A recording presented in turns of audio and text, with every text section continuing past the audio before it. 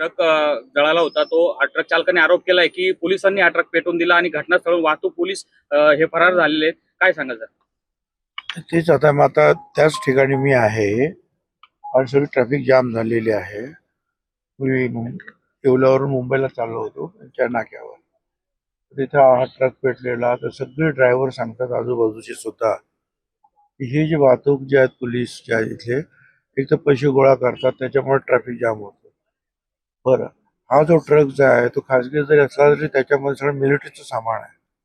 वेगवेगळ्या पद्धतीचं सामान जे आहे मिलिटरी त्या ट्रक घेते आणि त्या ट्रकवाल्याकडून हे सगळे बाजूचे सगळे ट्रकवाले म्हणतात 5,000 रुपयात देऊ.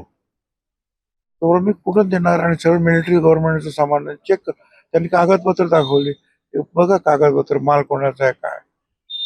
तर त्यातल्या एकाने जो आहे जो सिगारेट पित होता त्याने डिझेलच्या त्या टाकीमध्ये ते पेटतं सिगारेट टाकलं आणि तेव्हापासून ते भडका जो उडाला आहे आणि ते आता स्फोट होत आहेत आणि ते पळून गेले ते सगळे 5-6 जे कोण पोलीस होते ते ट्रॅफिक.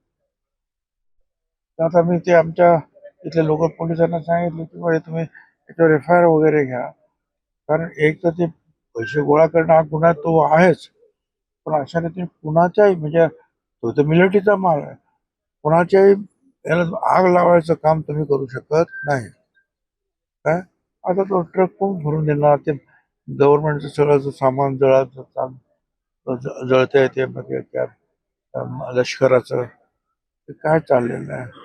आता बघू. आता मी ADG साळुंखे म्हणून जे आहेत